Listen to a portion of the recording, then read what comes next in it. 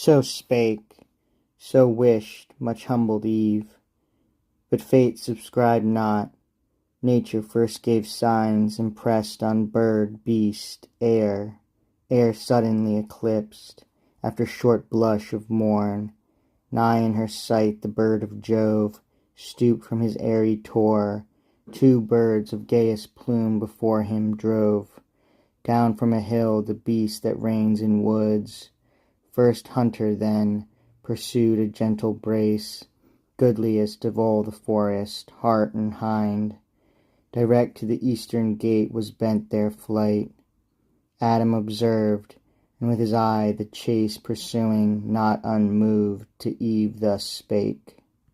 O Eve, some further change awaits us nigh, which heaven by these mute signs in nature shows forerunners of his purpose, or to warn us, haply too secure, of our discharge from penalty, because from death released some days.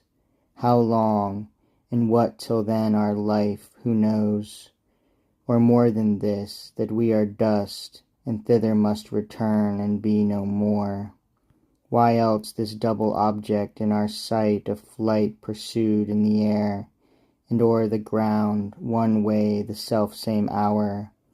Why in the east darkness ere day's mid-course, in morning light more orient in yon western cloud, that draws o'er the blue firmament a radiant white, and slow descends with something heavenly fraught? He erred not, for by this the heavenly bands down from a sky of jasper lighted now in paradise, and on a hill made halt, a glorious apparition, had not doubt and carnal fear that day dimmed Adam's eye. Not that more glorious when the angels met Jacob in Mahanaim, where he saw the field pavilioned with his guardians bright, nor that which on the flaming mount appeared in Dothan, covered with a camp of fire against the Syrian king, who to surprise one man assassin-like had levied war unproclaimed. The princely hierarch in their bright stand there left his powers to seize possession of the garden. He alone, to find where Adam sheltered, took his way, not unperceived of Adam, who to Eve, while the great visitant approached, thus spake. Eve, now expect great tidings, which perhaps of us will soon determine, or impose new laws to be observed. For I descry, from yonder blazing cloud that veils the hill, one of the heavenly host, and by his gate none of the meanest, some great potentate, or of the thrones above, such majesty invests him coming, yet not terrible that I should fear, nor sociably mild as Raphael, that I should much confide, but solemn and sublime, whom not to offend with reverence I must meet, and thou retire. He ended, and the archangel soon drew nigh, not in his shape celestial, but as man clad to meet man. Over his lucid arms a military vest of purple flowed, livelier than Melibæan, or the grain of Sara, worn by kings and heroes old in time of truce. Iris had dipped the woof, his starry helm unbuckled, showed him prime in manhood, where youth ended.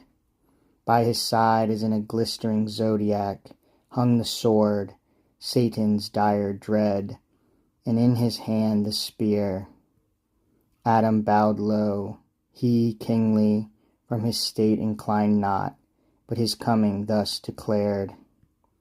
Adam, heaven's high behest no preface needs, sufficient that thy prayers are heard, and death, then due by sentence when thou didst transgress, defeated of his seizure many days given thee of grace, wherein thou mayest repent, and one bad act with many deeds well done mayest cover.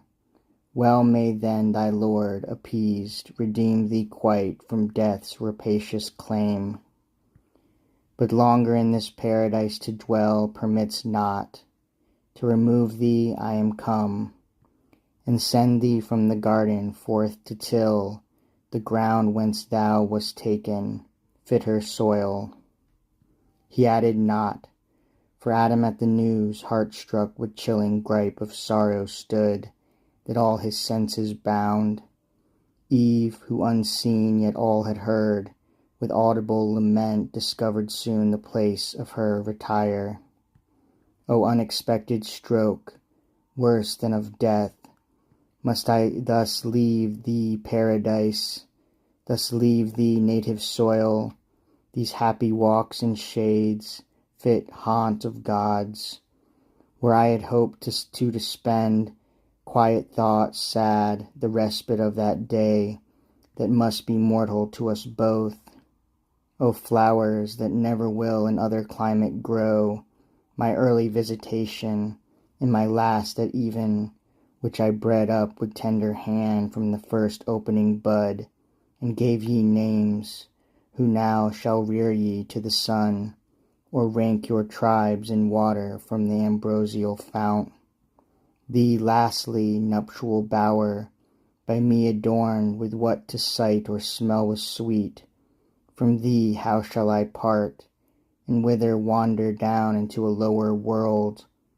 To this obscure and wild, how shall we breathe in other air less pure, accustomed to immortal fruits?